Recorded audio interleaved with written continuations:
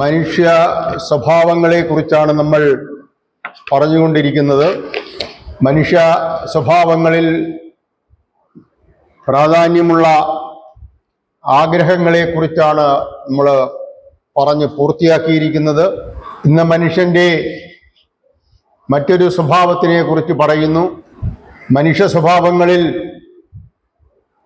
രണ്ട് തരമുണ്ട്. ഒന്ന് നന്മ നിറഞ്ഞ സ്വഭാവങ്ങൾ,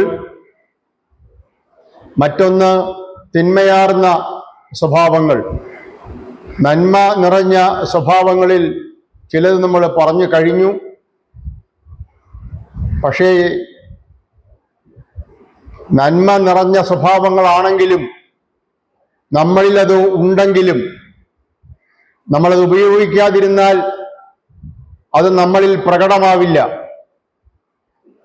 സ്വഭാവം എന്ന് പറഞ്ഞാൽ നമ്മളിൽ ഉള്ള ഭാവം എന്ന് നമ്മൾ മുമ്പ് പറഞ്ഞിട്ടുണ്ട്. ഏതാണ്ട് എല്ലാ സ്വഭാവങ്ങളും എല്ലാ മനുഷ്യർക്കും ഉണ്ട്. അത് പ്രകടമാകുന്ന രീതി വ്യത്യസ്തമായിരിക്കുമെന്നേ ഉള്ളൂ. സന്തോഷം, സുഖം, ദുഃഖം, ക്ഷമ, ആഗ്രഹം, ഇതൊക്കെയാണ് നമ്മൾ പറഞ്ഞു കഴിഞ്ഞത്.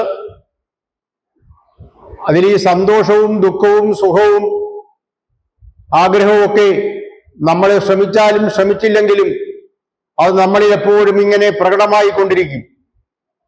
ശരിക്കും നമ്മുടെ സ്വഭാവങ്ങൾ തന്നെയാണത്. ഇന്ന് പറയുന്നത് നമ്മുടെ സ്വഭാവമാണ്, എല്ലാവർക്കും ഉള്ളതാണ് എങ്കിലും നമ്മളത് ശീലിച്ചാലേ അത് പ്രകടമാവുകയുള്ളൂ. ഇന്നത്തെ വിഷയം ശരിക്കും നമ്മൾ മുമ്പൊരിക്കൽ ഇതേ പേരിൽ ഒരു വിഷയം പറഞ്ഞിട്ടുണ്ട്. ക്ഷമിക്കുക, ക്ഷമ എന്നാണ്. ക്ഷമ എന്ന വാക്ക്, എന്ന സംസ്കൃത വാക്കിന് മലയാളത്തിലും ആ വാക്ക് ഉപയോഗിക്കുന്നു. അതിന് രണ്ട് പ്രധാന അർത്ഥങ്ങളുണ്ട്. ക്ഷമ, അതിലൊരർത്ഥം നമ്മൾ പറഞ്ഞു കഴിഞ്ഞ് മുമ്പൊരിക്കൽ പറഞ്ഞതാണ്. മനുഷ്യന്റെ ക്ഷമാശക്തി. അവിടെ ക്ഷമയുടെ അർത്ഥം ക്ഷമയോടെ കാത്തിരിക്കുക, സഹനതയോടുകൂടി കാത്തിരിക്കുക. ചെയ്യാനുള്ളത് പ്രവർത്തിച്ചിട്ട് നമ്മൾ സമാധാനപൂർവം കാത്തിരിക്കുന്നതാണ് ക്ഷമ. ആ ക്ഷമ എന്ന വാക്കിന് മറ്റൊരു പ്രധാനപ്പെട്ട അർത്ഥമുള്ളത് ക്ഷമിക്കുക എന്ന അർത്ഥമാണ്. ഒരു മനുഷ്യൻ മറ്റൊരുവനോട് ക്ഷമിക്കുക. സാധാരണ മലയാളത്തിൽ പറഞ്ഞാൽ പൊറുക്കുക, ഇനി പറഞ്ഞാൽ മാപ്പ് കൊടുക്കുക, സഹിഷ്ണുത കാണിക്കുക. ഇവിടെയും സഹനശക്തി കാണിക്കുക എന്ന അർത്ഥവും വരും. മറ്റുള്ളവർ നമ്മളോട് പെരുമാറുന്ന ഓരോ സാഹചര്യങ്ങളിലും നമ്മൾ ക്ഷമിക്കാൻ പഠിക്കുക. അത് നമ്മുടെ സ്വഭാവമാണ്. പക്ഷെ അത് നമ്മൾ അത്ര കൂടുതൽ ഉപയോഗിക്കുന്ന ഒരു കാര്യമല്ല. നമ്മൾ അറിഞ്ഞും അറിയാതെയും ഈ സ്വഭാവം നമ്മളിൽ നിലനിൽക്കും. ആദ്യം പറഞ്ഞ ക്ഷമയുടെ ഇംഗ്ലീഷ് വാക്ക് പേഷ്യൻസ് എന്നാണ്. ക്ഷമാപൂർവം കാത്തിരിക്കുക, പേഷ്യൻസ്. ഈ ഇന്ന് പറയുന്ന ക്ഷമയുടെ ഇംഗ്ലീഷ് വാക്ക് ഫോർഗീവ് എന്നാണ്. നമ്മൾ ക്ഷമിക്കുക, ഫോർഗീവ്നെസ്. ഇൻടോളറൻസ് എന്ന വാക്കുണ്ട്, വേറെയും ഇംഗ്ലീഷ് വാക്കുകളുണ്ട്. ഏറ്റവും പ്രധാനം ഫോർഗീവ്. നമ്മൾ ക്ഷമിക്കുക, പൊറുക്കുക, മാപ്പ് കൊടുക്കുക. മനുഷ്യന്റെ സ്വഭാവങ്ങളിൽ പോസിറ്റീവായ അത്യാവശ്യം ഒരു സ്വഭാവമാണ് ഈ ക്ഷമിക്കൽ. ഇത് നമ്മുടെ സ്വഭാവമാണെങ്കിലും നമ്മൾ ഈ സ്വഭാവത്തെ വളർത്തി എടുക്കാൻ ശീലിക്കണം. അതായത് നമ്മൾ ഇതിനെക്കുറിച്ച് മനസ്സിലാക്കുകയും നമുക്ക് മറ്റുള്ളവരോട് ക്ഷമിക്കാനുള്ള കഴിവ് കുറവാണെന്ന് സ്വയം തിരിച്ചറിയുകയും നമ്മൾ ആ സ്വഭാവം ശീലിക്കണമെന്ന് മനസ്സിലാക്കുകയും വേണം. അത്തരമൊരു സ്വഭാവമാണ് ഈ ക്ഷമിക്കുക. ടു ഫോർഗീവ് ടു അതേഴ്സ്, മറ്റുള്ളവരോട് ക്ഷമിക്കുക. സത്സ്വഭാവങ്ങളിൽ വളരെയധികം പ്രാധാന്യമുള്ള ഒരു സ്വഭാവമാണ് ഈ ക്ഷമ ചോദിക്കൽ അല്ലെങ്കിൽ മാപ്പ് നൽകൽ. ഇതൊരു സത്സ്വഭാവമാണ്. നമ്മൾ ഇതുവരെ പറഞ്ഞതെല്ലാം ഏകദേശം സത്സ്വഭാവങ്ങളാണ്. സ്വഭാവങ്ങൾ രണ്ട് വിഭാഗത്തിലുണ്ടെന്ന് പറഞ്ഞു. നമ്മൾ പറഞ്ഞുകൊണ്ടിരിക്കുന്നത് സത്സ്വഭാവങ്ങളെ കുറിച്ചാണ്. അതിൽ വളരെ പ്രധാനപ്പെട്ടതാണ് ഈ ക്ഷമ ചോദിക്കൽ എന്ന ഈ സത്സ്വഭാവം. ഏത് സാഹചര്യത്തിലും എന്ത് സംഭവിക്കുമ്പോഴും ശാന്തമായി സമാധാനത്തോടുകൂടി ക്ഷമിക്കുന്ന ഒരു സ്വഭാവം നമ്മളിൽ ഉണ്ടാകണം. ഇതത്ര എളുപ്പമുള്ള ഒരു സ്വഭാവമൊന്നുമല്ല. നമ്മളിതിനെക്കുറിച്ച് മനസ്സിലാക്കി നമ്മളെ പഠിച്ച് ചുറ്റുപാടുകളെ പഠിച്ച് ഇങ്ങനെ ഒരു സ്വഭാവം നമ്മൾ വളർത്തിയെടുക്കേണ്ടതുണ്ടെന്ന് മനസ്സിലാക്കി നിലനിർത്തേണ്ടതാണ് ഈ സ്വഭാവം. മറ്റുള്ളവർ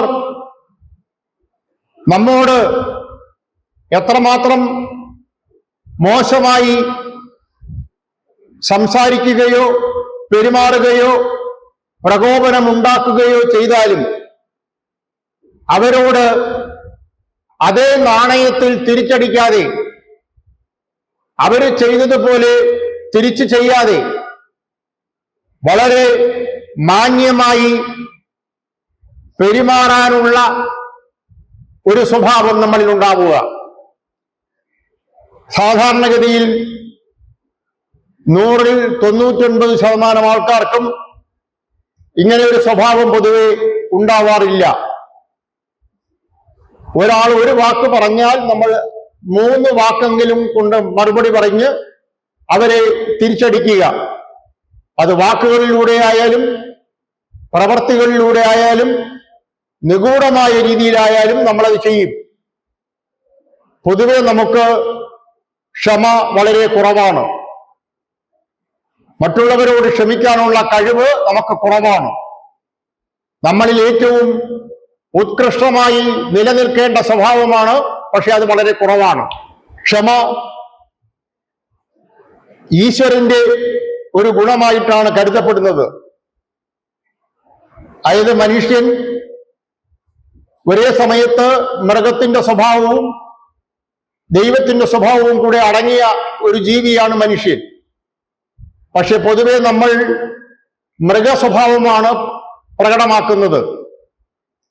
നമ്മളൊരു മൃഗമാണെന്ന് നമുക്കെല്ലാവർക്കും അറിയാം.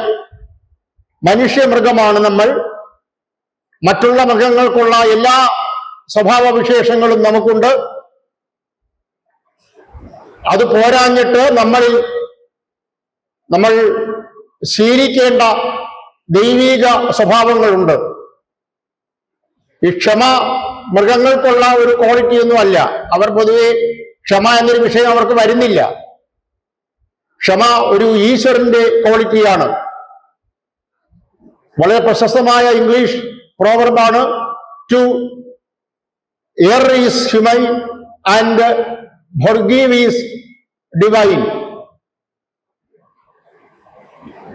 അബദ്ധം പറ്റുക, തെറ്റ് പറ്റുക എന്നുള്ളത് മനുഷ്യന്റെ ഭാവമാണ്.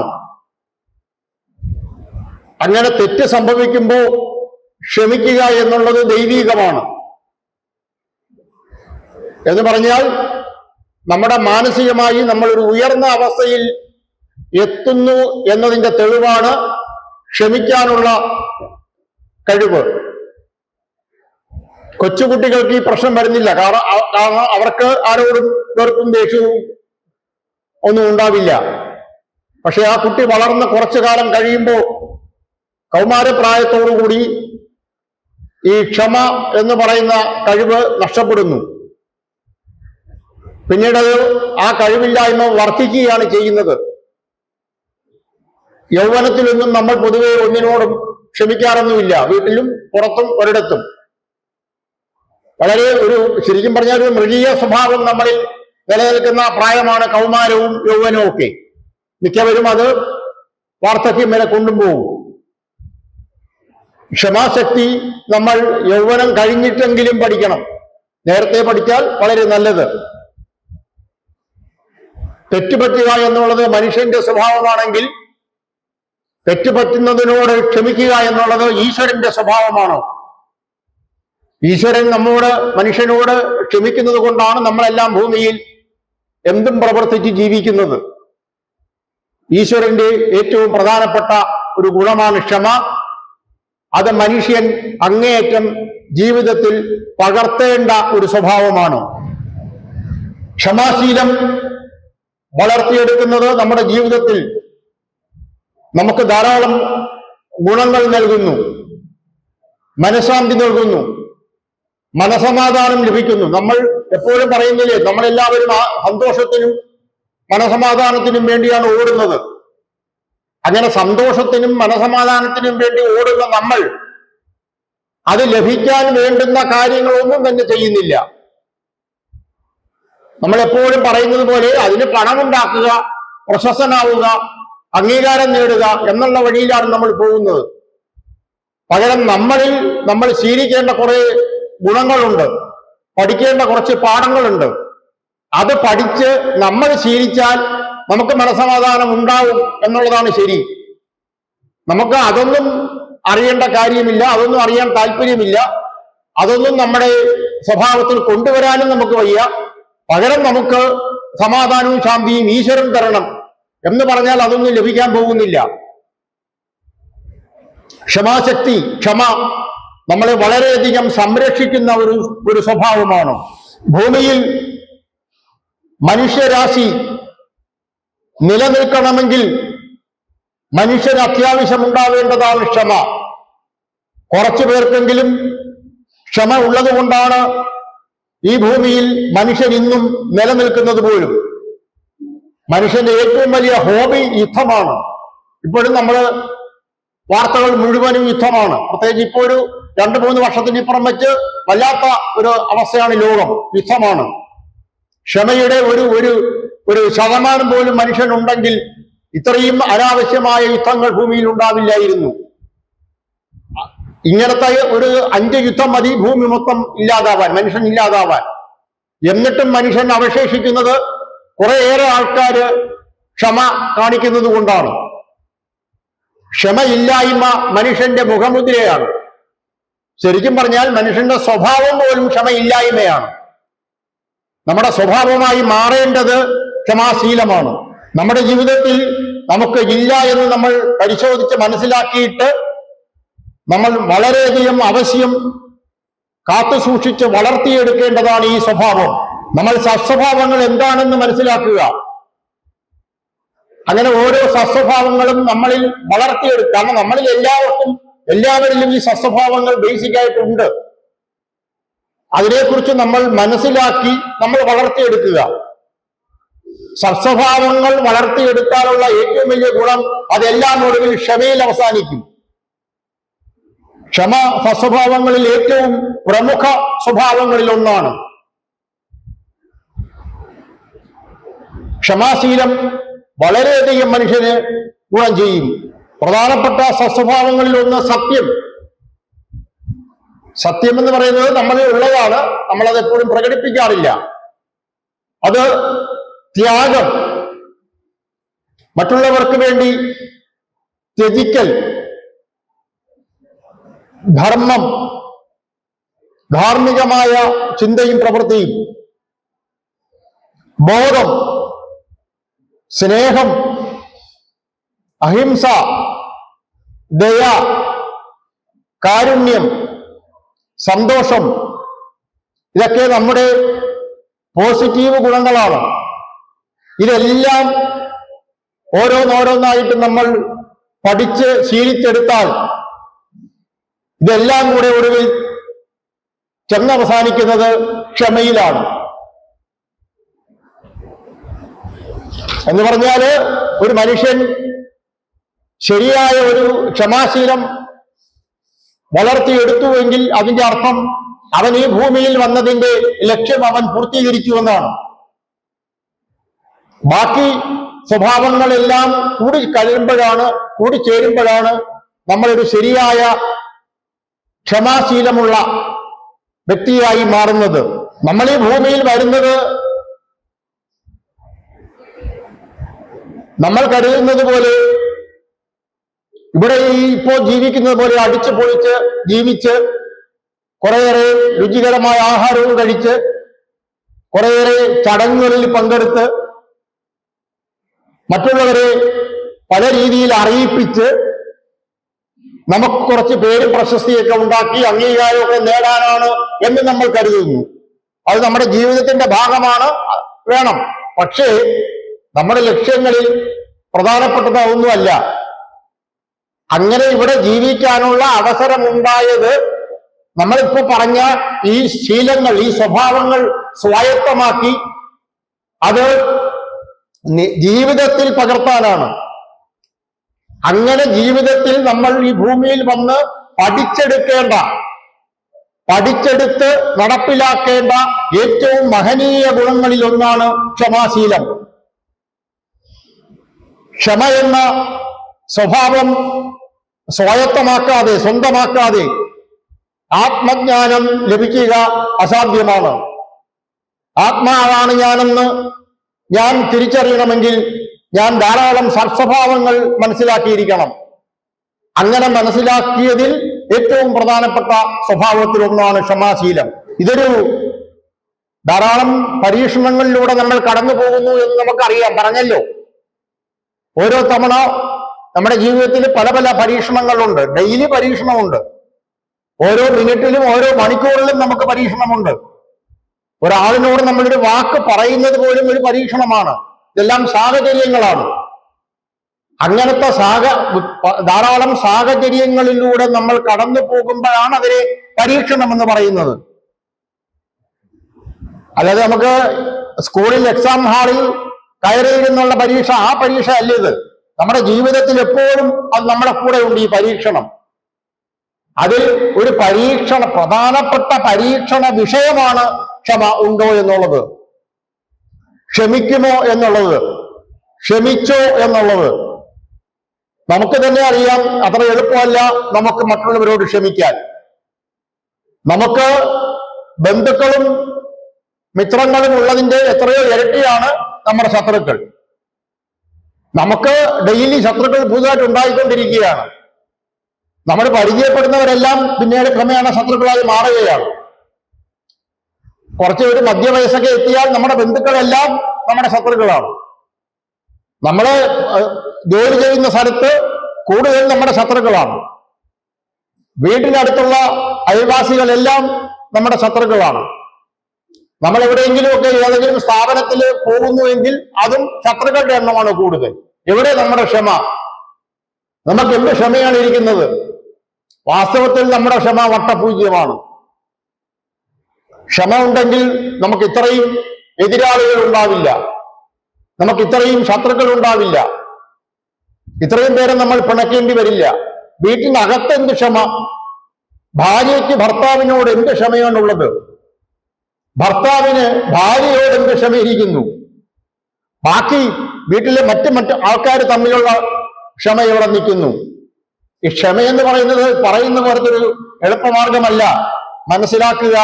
മനസ്സിലാക്കിയാൽ വാസ്തവത്തിൽ ഈശ്വരന്റെ സഹായത്തോടു കൂടി നമുക്ക് നടപ്പിലാക്കാൻ പറ്റുന്നതാണ് ഈ ക്ഷമാശീലം. ഭഗവാന്റെ ഹെൽപ്പില്ലാതെ നമുക്കൊന്നും ഉണ്ടാകാൻ പോകുന്നില്ല, അത് വേറെ കാര്യം. എന്നാലും ഇത് രണ്ടും കൂടെ ചേരുമ്പോഴേ ഉണ്ടാവുള്ളൂ ഈശ്വരന്റെ സഹായം. അതിന് നമ്മൾ ഈശ്വര നാമജപം ജപിച്ച് ഇതെല്ലാം പ്രവർത്തിക്കണം. സത്സ്വഭാവങ്ങൾ ഉണ്ടാവുമ്പോഴാണ് നമുക്ക് ഈശ്വരനോട് അടുക്കാൻ പറ്റുന്നത്. ഈശ്വരനോട് അടുക്കുമ്പോഴാണ് സത്സ്വഭാവം ഉണ്ടാകുന്നത്. ഇത് പരസ്പര പൂരകങ്ങളാണ്.